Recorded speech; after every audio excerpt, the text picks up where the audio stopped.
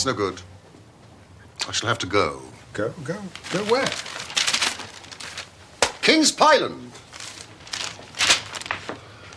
Last evening, Inspector Gregory of the Devonshire Constabulary arrested well-known racing personality Fitzroy Simpson and charged him with the murder of trainer John Straker. Oh, come in. 2 more telegrams, Mr. Holmes? Thank you, Mrs. Hudson. You've been bombarded with these the last couple of days. Another one from Inspector Gregory. And one from Colonel Ross. Ah, that's the horse's owner. Thank you, my dear. Watson, I have made a blunder, which I am afraid is a more common occurrence than anyone would think who only knew me through your memoirs. Now, the fact is that I could not believe that so remarkable a horse as Silver Blaze could disappear, especially in the seclusion of somewhere like the north of Dartmoor. From hour to hour, I've expected to hear that the abductor was the murder of John Straker and the horse had been found, but that doesn't seem to be the case. But I should be happy to go with you. No, Tavistock. If I should not be in the way. Oh, my dear Watson, you would confer a great favour upon me by coming. I'm sure your time will not be misspent. The case promises to be absolutely unique. We can just catch our train from Paddington. But Watson, would you be so kind as to bring your field glasses? Ha!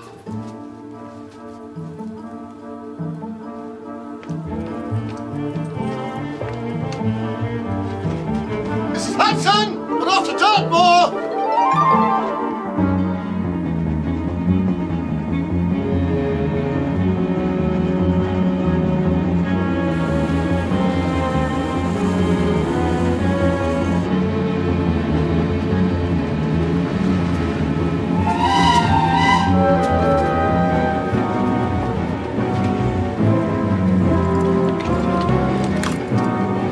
Tickets, please. Thank you, Inspector. Thank you.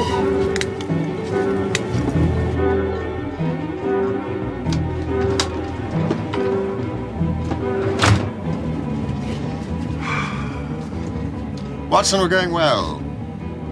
Our speed at present is 53.5 miles an hour.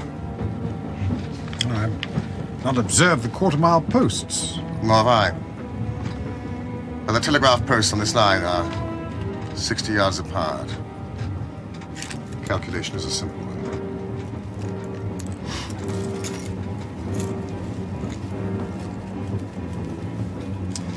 Has that remarkably coloured sporting paper anything to say on the subject of our horse? Huh? Oh. Yes. Yes.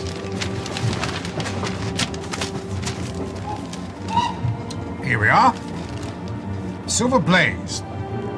Silver Blaze is from isonomy stock. Isonomy?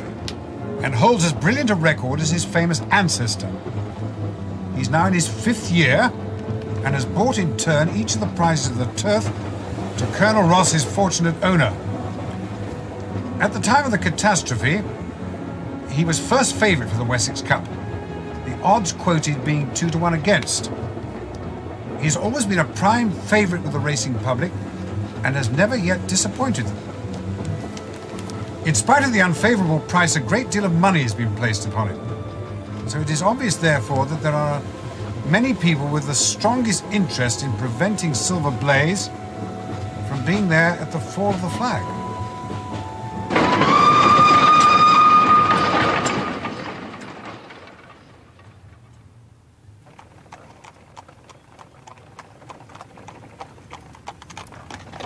Will you stop here, please, because this is rather a good view. Now, that's King's Pyland over there, Mr. Holmes. You know, my training stable where the missing horse was kept. What exactly does your establishment consist of, Colonel Ross? Well, there's a trainer's house where poor Straker lived with his wife and a maidservant. How long had he been with you, sir? Oh, 5 years as jockey, until he got too heavy for the weighing chair. Then 7 years as my trainer. Yes, he was a first-class man. And I presume the stables are beyond? Yes, not a big yard. It's a good one. My son is quality, not quantity. As anyone connected with the turf will tell you, Mr. Holmes. Yes, thank you, Inspector. You see, at the moment I've only 5 horses in the yard. I see you have 2 of them entered for the Wessex Cup, Colonel Ross. That's right, yes. Yes, Silver Blaze and Bayard. But between ourselves, Bayard is intended for a pacemaker. Well, with such valuable animals under his charge, I imagine your trainer, Mr. Straker, must have taken some precautions. Oh, yes, indeed. 3 stable lads live with the horses. And after dark, one of the lads was always on duty in the stables while the other 2 sleep above in the loft. Is that another training stable over there? Yes, that's Mapleton. Lord Backwater's yard. Oh, Lord Backwater. Lord Backwater owns Desborough, the second favourite for the Wessex Cup. This is not a bad horse. Not in the same class as Silver Blaze. Fellow called Silas Brown trains for Backwater. I can't stick the fellow himself. Nor could Straker come to that. It's a natural rivalry, I presume. Rather more than that. Shall we drive on? Yes, indeed. All right, Baines.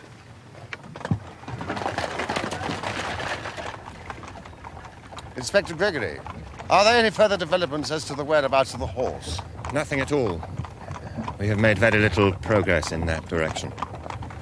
I can't imagine how a horse like Silver Blaze could go missing for so long in a place like this. Nor can I. I must tell you, Mr. Holmes, that at first I was not at all taken with Inspector Gregory's suggestion that you should be asked to come down here. Because I don't like amateurs, you see.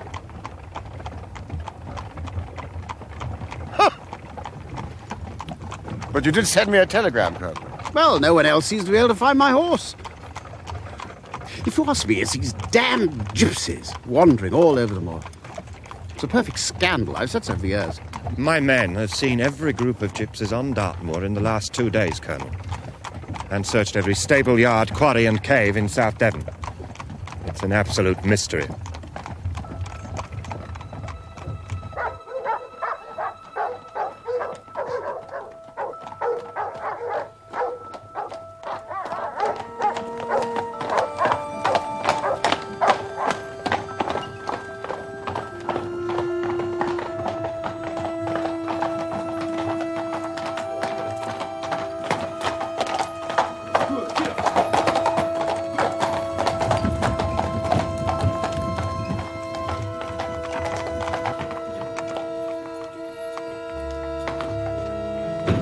I expect a miracle from you, Mr. Holmes.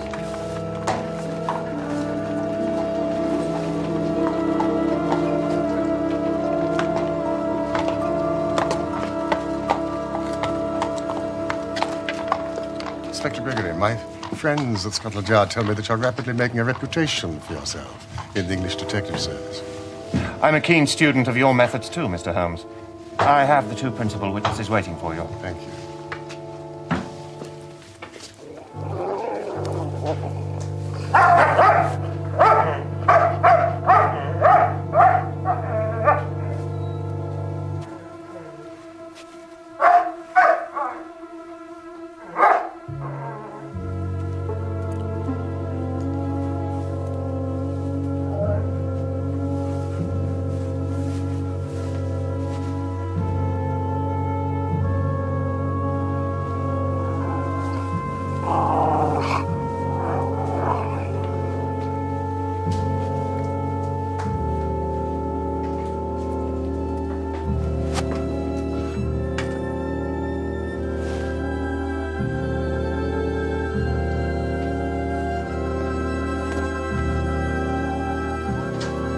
Here, Mr. Holmes.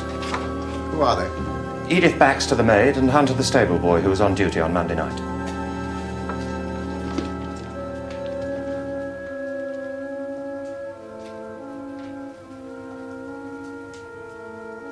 It was just a few minutes after 9 o'clock, sir. I was carrying Mr. Hunter's supper across from the house. But Miss Baxter, what did the supper consist of? It was a dish of curried mutton, sir.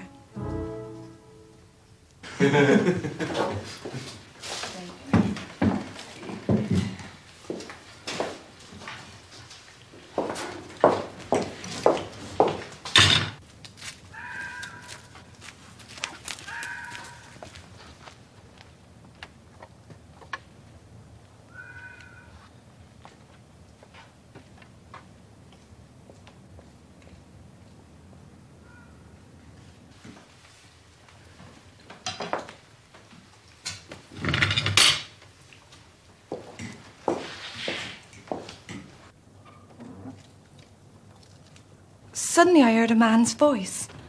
Didn't half give me a turn, I can tell you, sir. Excuse me, miss. What do you want, sir? Can you tell me where I am? I'd almost made up my mind to sleep on the moor when I saw the light. This is King's Pyland training stable, sir. What a stroke of luck. I understand there's a stable lad. Sleeps here at night. No doubt that's his supper you have there. Now, I'm sure you wouldn't be too proud to earn yourself the price of a new dress, would you? See, the boy has this tonight, and you shall have the prettiest frock money can buy. I couldn't! Ned! Ned! Ned! There's a man! Stop me out there! I'm ever so frightened. What do you want? He asked after you. He asked me to give you something. What was it? I don't know. It was white. Where is he now? He's gone. Well, you best cut back up the house, quick. Tell the governor. Yes, Ned.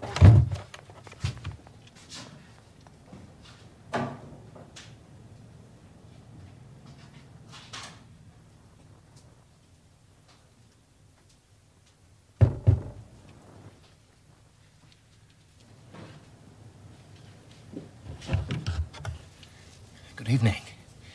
I want a word with you. What business have you here? It's a business that may put something in your pocket, my lad. Now, you've 2 horses entered in the Wessex Cup, Silver Blaze and Bayard. Let me have the straight tip and you won't be the loser. Is it the fact that at the weights, Bayard can give the other 100 yards in 5 furlongs and the stable... We don't want any damn touch round here! Get out!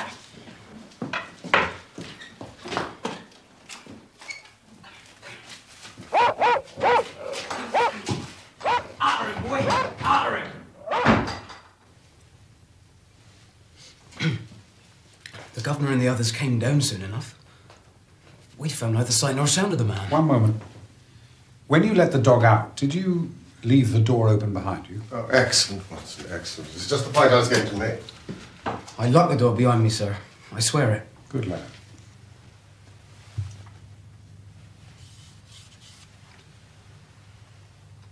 Does Fitzroy Simpson admit to all this?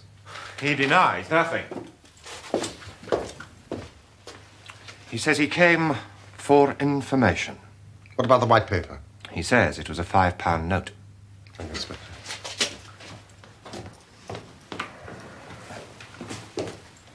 What happened next? Well, sir, it was about dawn when the mistress came into my bedroom and told me to come with her. Well, when she woke, she'd found Mr. Straker's bed empty.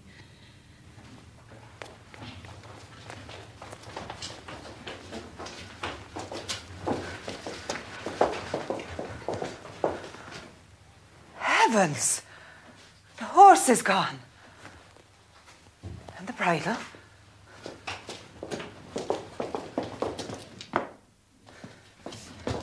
Ned! Wake up! Wake the boys. Ned! Ned! Wake up! Wake up, Ned! Bill! Nubby! Come quick! Silver Blaze is gone!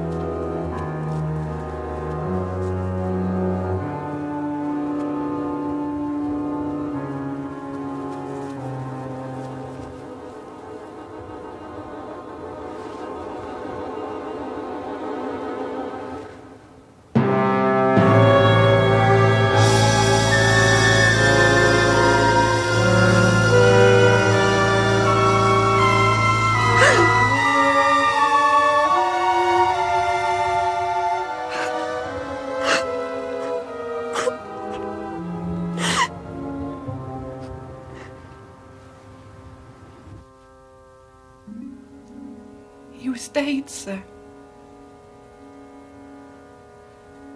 Is that...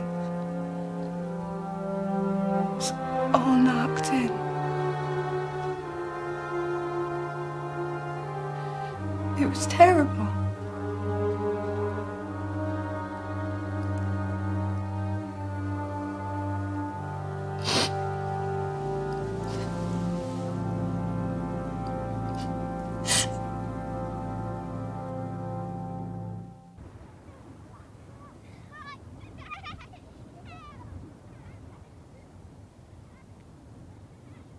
It was the terrible blow on the head from some blunt instrument that had killed him. It was clear that he had defended himself most vigorously. The blood-stained knife. As to the wound on the thigh, who can tell? Well, it is possible that the wound on the thigh could have been caused as Straker fell. The lad here was drugged. Appreciable quantities of powdered opium were found in his curry. Did all the household eat the same dish? Yes, sir. I made it myself and served it. This black and red scarf. The gentleman was wearing that scarf when he talked to me. I'd swear that on the Bible, sir. Thank you, Watson. Thank you.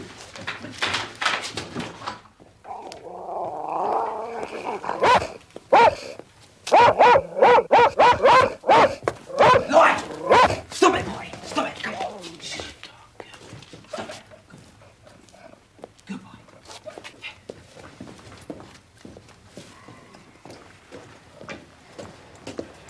My theory is that Simpson was under some strong obligation to nobble or otherwise incapacitate this horse so that he would be unable to run in the Wessex Cup. Clever move, that, putting opium in the boy's food, and easy enough through that window. Yes. Then it was simple. He'd obtained a duplicate key, led out the horse. It was his bad luck that Straker was alert enough to catch him up on the moor.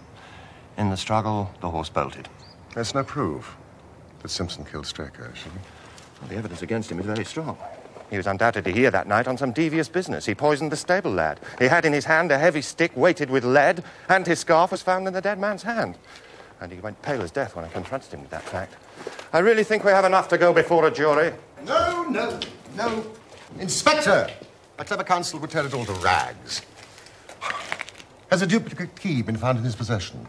No. But what chemist sold him the powdered opium? And above all, how could he, a stranger in this district, hide a horse? And such a horse as Silver Blaze? I agree the evidence is circumstantial. But I think the net is drawn pretty tightly round Fitzroy Simpson. And I believe he is our man. What sort of a fellow is he? And why would he do such a thing?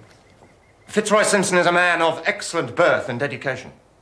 Unfortunately, he has squandered a fortune on the turf, which has put him in the hands of moneylenders and unscrupulous bookmakers. Plenty of those sharks in the racing world. I didn't know that you were a betting man, Watson. What? Oh, just the occasional flutter. I presume an inventory has been made of what Straker had in his pockets at the time of his death? I have the things themselves in the sitting room, if you would care to see them.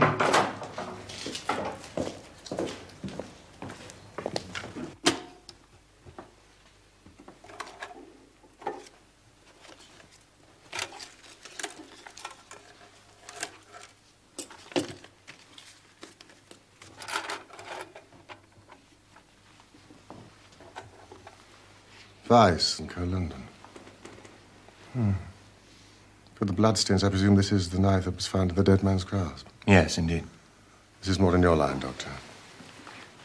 Yes, it's what we call a cataract knife. Very delicate blade, devised for very delicate work. Strange thing for a man to take on so rough an expedition, Holmes. Especially as it wouldn't shut in his pocket. The tip was guarded by a disc of cork, which we found beside the body. You impress me, Inspector. Thank you. Mrs. Straker said it was on the dressing table. It was probably the nearest thing to hand at the time. I see. Let's see. Corn merchant's bill. Instructions from Colonel Ross. What have we here? A milliner's account for £37.15 from a Madame de Zurier of Bond Street, London. To a Mr. William Derbyshire. Now, Mrs. Straker tells us that Derbyshire was a friend of her husband's and occasionally had his letters addressed here. 22 guineas. Somewhat heavy for a single costume. Mrs. Derbyshire had rather expensive taste. Yes. Well, there appears to be nothing more to learn here, Inspector. Shall we move on to the scene of the crime? Yes, of course.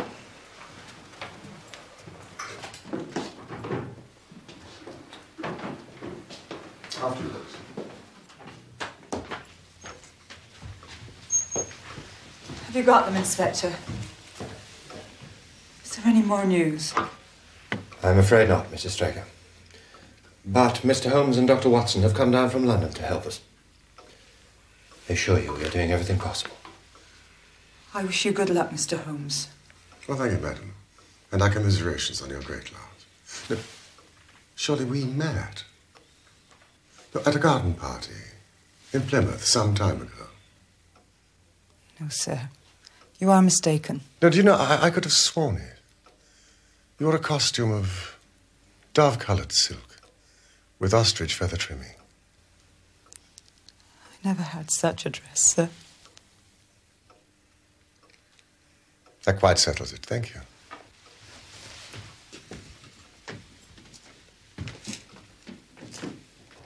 That is the bush where the coat was hanging. What was the weather like? Oh, calm. Bit of rain about. And the coat was not blown against the bush, but placed there. Oh, Yes, it was placed there. Inspector. No, no, no.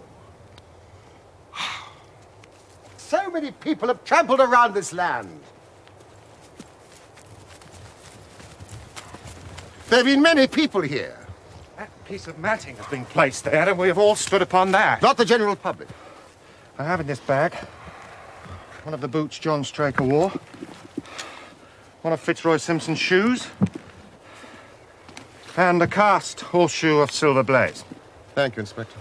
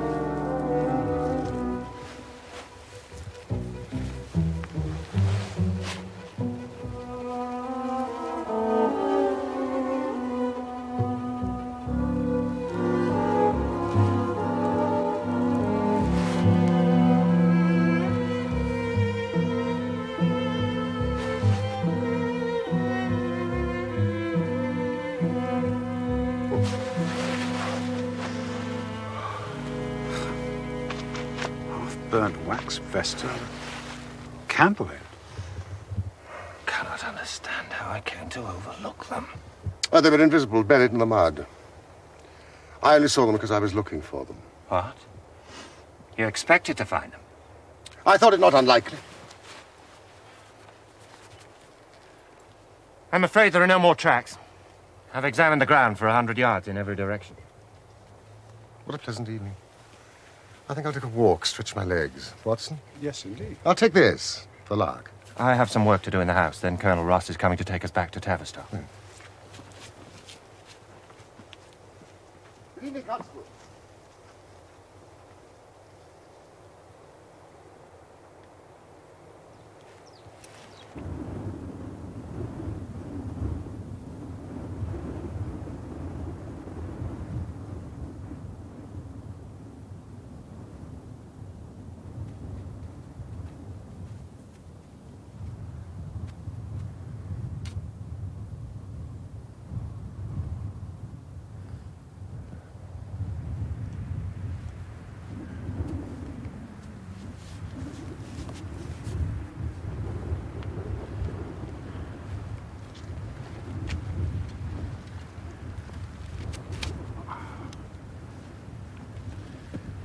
Supposing Silver Blaze broke away, I mean, where would he have gone?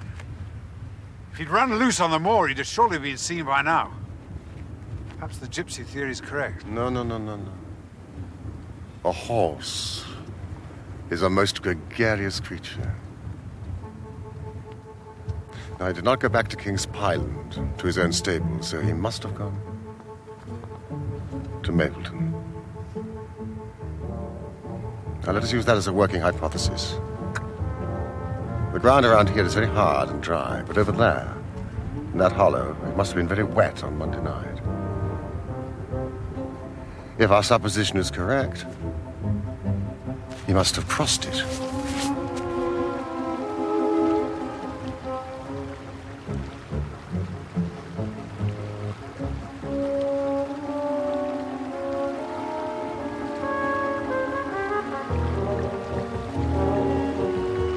Watson!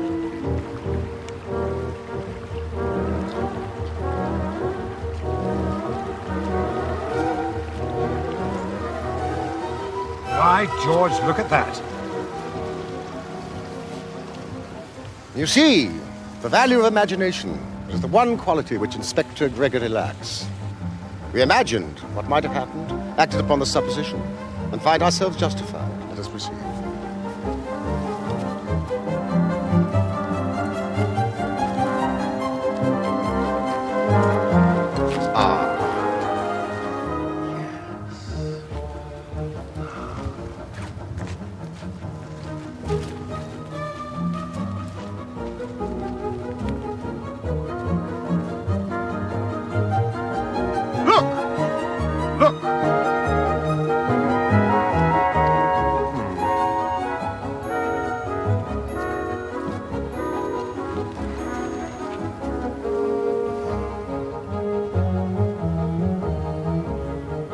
Horse and man turned.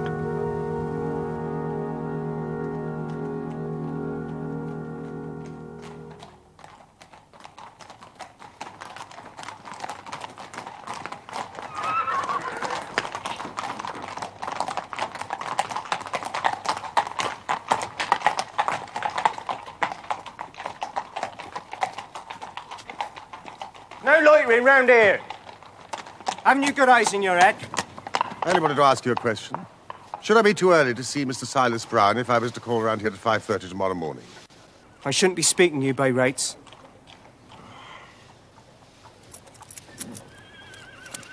Here, lad.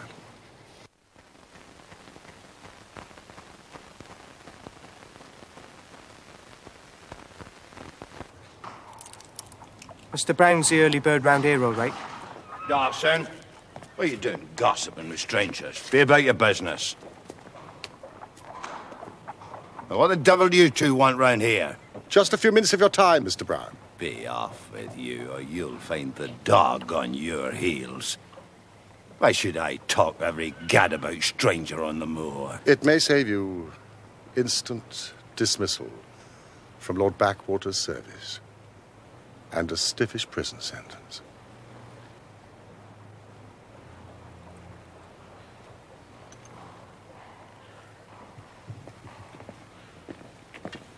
Keep guard.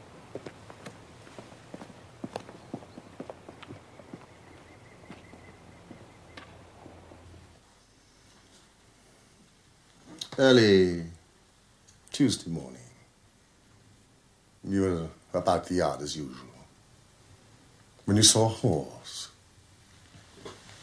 on the moor. When you approached it, you realized that it wasn't a strange horse at all, but one that you knew very well.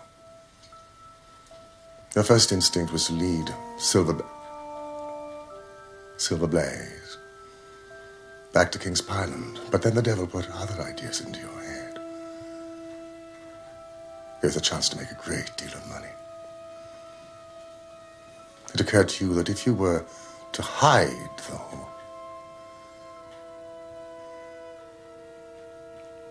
You've been watching me, haven't you? You've been spying on me, son.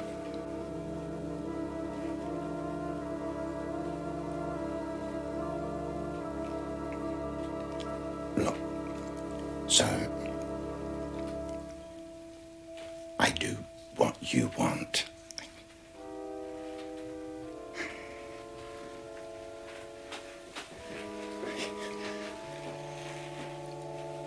If it's money you want, you shall have it.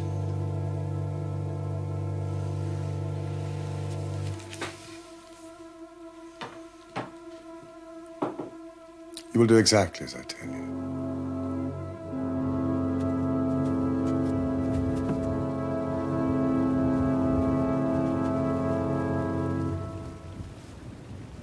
a more perfect compound of the bully, coward, and sneak than Master Silas Brown I've seldom met with. He has the horse, then? Of course. But his stables have been searched. An old faker like him knows many a dodge. Watson, I don't know whether you observed, but Colonel Ross's manner to me has been somewhat cavalier. I'm inclined to have a little amusement at his expense. Say nothing to him about the horse. I shall say nothing without your permission. Splendid. We have found traces which show that a party of gypsies encamped on Monday night within a mile of where the murder took place. Fitzroy Simpson may well have an understanding with them over hiding the horse. Nevertheless, I think I owe it to the public to remove Silver Blaze's name for the entrance for the cup. No, certainly not. Colonel, I should let the name stand. But I've already withdrawn buyout. But I have every hope that Silver Blaze will start on Saturday. Have your jockey in readiness. I'm very glad to have your opinion, sir. That is a minor point, of course, compared with the question of who killed John Straker. Doubtless you will be devoting yourself to that problem. On the contrary, Dr. Watson and I are taking the night express to London. We've had the most charming little breath of your country air. So you've despaired already of arresting the murderer of poor John Straker? There are certain grave difficulties. Do you have a photograph of Straker? Thank you, Inspector. I am quite ready now for Tavistock. Linger. I must say I'm rather disappointed in our London consultant. I don't see that we're any further than when he came. But at least you have his assurance, Colonel, that your horse will run. Oh, yes, I have his assurance. I should prefer to have the horse. I think you should heed Mr. Holmes' advice, Colonel. Well, I shall have to see.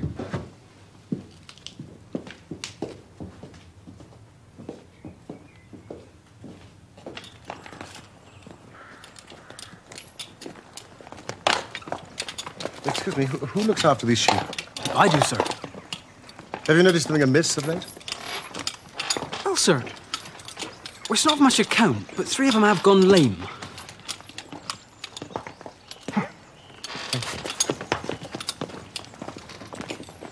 A long shot, Watson. A very long shot. After you. Inspector, I'd like to recommend to you the singular epidemic among the sheep. You really consider that to be important? Exceedingly so. All right, Baines.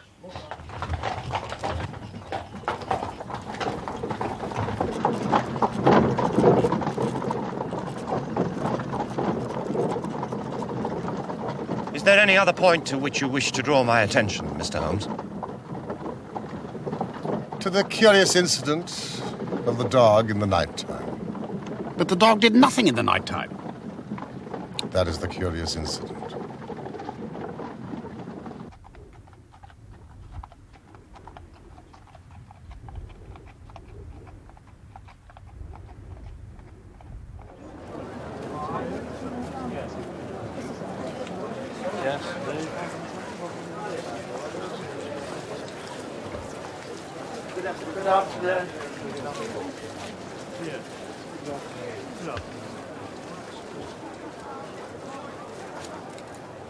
Where the devil is my horse, Holmes?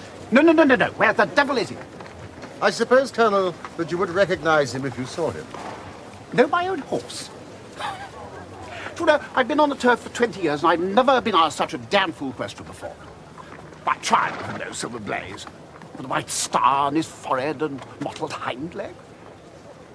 I suppose you realize that if my horse doesn't run, quite apart from being lynched by the crowd, I shall be up before the stewards. Probably warned off every racecourse in England for life. Reputation ruined. Ah, let us hope it does not come to that, Colonel. Here's Dr. Watson. And this, Colonel, is your horse. But that's not my horse, Holmes. Good God, man, what have you done?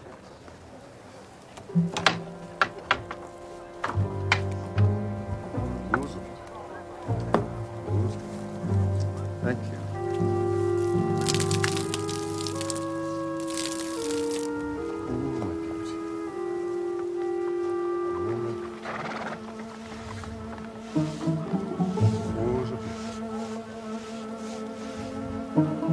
There, Colonel, is your silver blaze.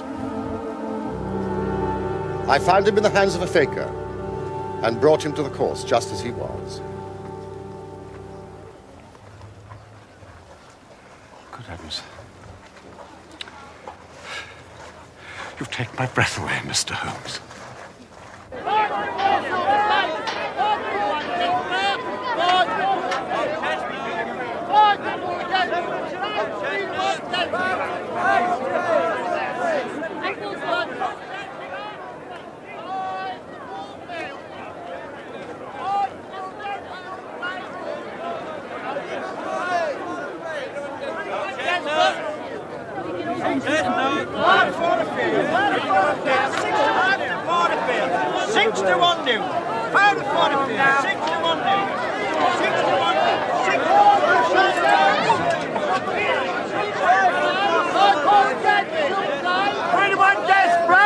Silver blaze. If he runs, my lord, to win or place, my lord. To win, of course. Any more like you at home?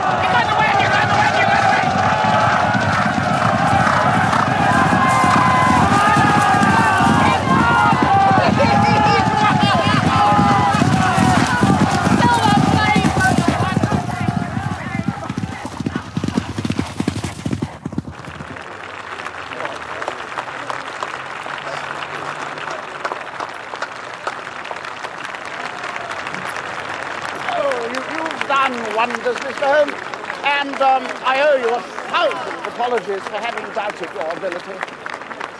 Now, you've done me a great service by recovering my horse.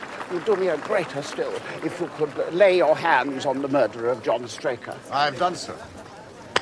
What? What's all this about if you've got him? Where is he then? He's here. Here? Where? Someone who's in our presence at this very moment. Yes, I quite recognize that I'm under obligations to you, Mr. Holmes, but this is either a very bad joke or an insult. The real murderer, Colonel, is standing immediately behind you. But the horse? Yes, the horse. And it may lessen his guilt if I say that it was done entirely in self-defense. And that John Straker was a man quite unworthy of your trust.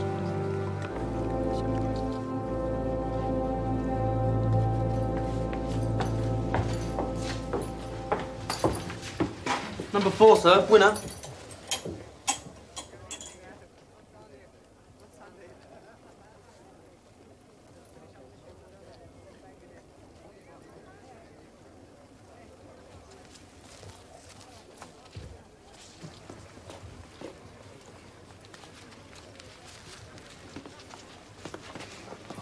Colonel Ross. Yes.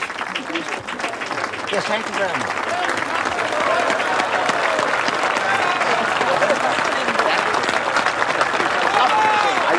I had it last year. You're done. Yes, very nice.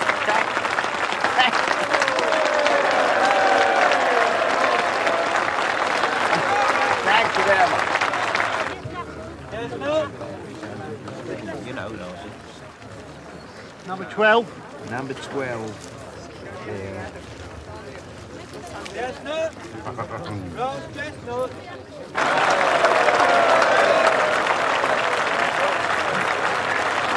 Very proud of it. Very proud. Thank you very much. Thank you.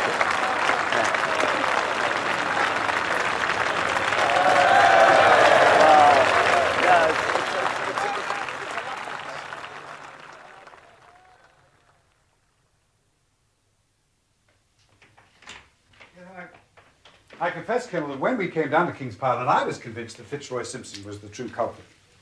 All the newspaper and police reports seemed to point to it. It was only when I entered the trainer's house that the immense significance of the curried mutton occurred to me. Oh, I confess that even now I cannot see how it helps us. Powdered opium, Colonel, is by no means tasteless. I am correct. Oh, quite correct. The flavour is not distasteful, but it is perceptible. Were it mixed with an ordinary dish, the eater would undoubtedly detect it, but would probably eat no more. Curry was exactly the medium with which to disguise the taste. So it must have been Straker or his wife. Exactly. Because I remember you spoke of a dog.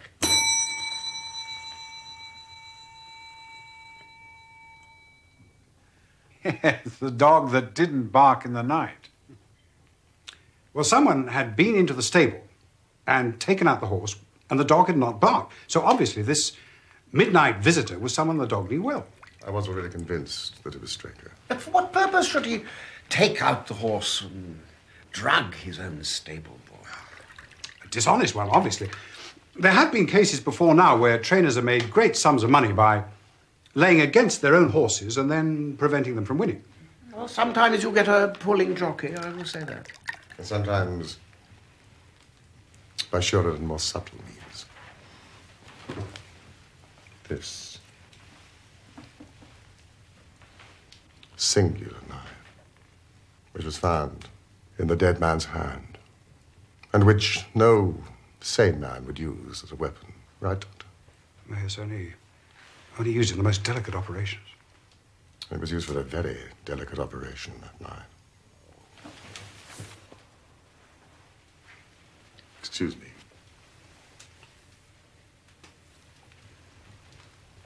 As you know, Colonel, with your wide knowledge of turf matters, that it is possible to make a slight nick in the horse's tendon and do it subcutaneously.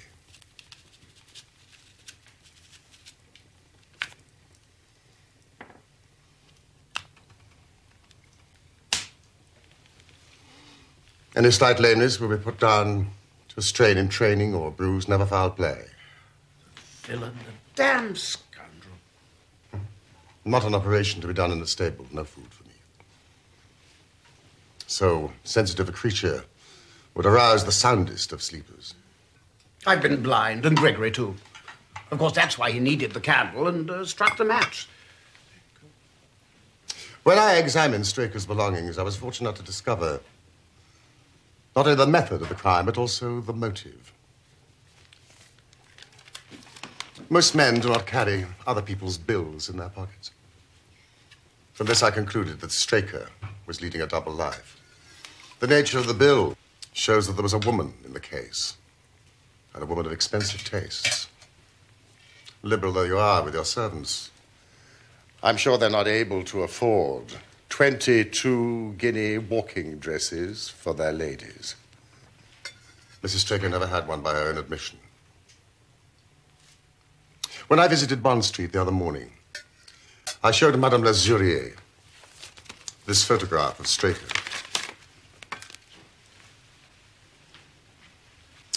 She recognized him as an extremely good customer called William Derbyshire, with a very dashing young wife with a partiality for expensive dresses. Women. Women! I suppose it was she who plunged him head over heels into debt and so led him to this miserable plot. Straker led out Silver Blaze into the hollow, where its light would not be visible from the yard. Simpson, in his flight, had dropped his scarf.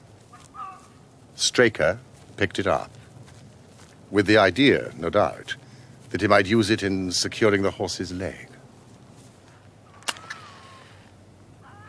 Straker was able to light his candle, but just as he had the knife ready, the horse lashed out and caught him a fatal blow on the forehead.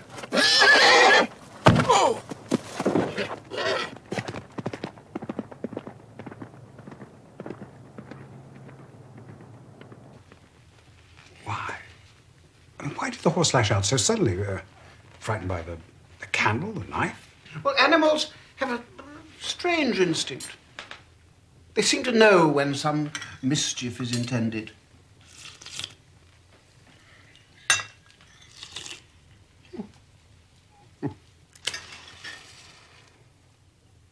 My final shot, I must confess, was a long one. It struck me that such an astute man as Straker would not undertake this tender nicking without a little practice. The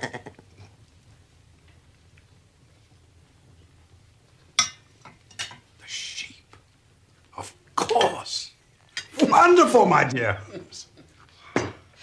Now, you've explained all but one thing.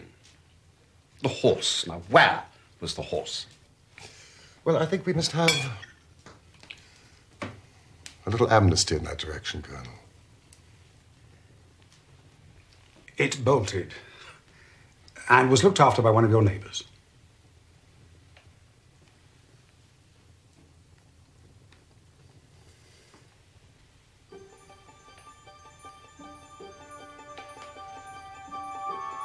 Gentlemen, I give you a toast to Silver Blaze, coupled with the names of my friends, Mr. Sherlock Holmes and Dr. Watson.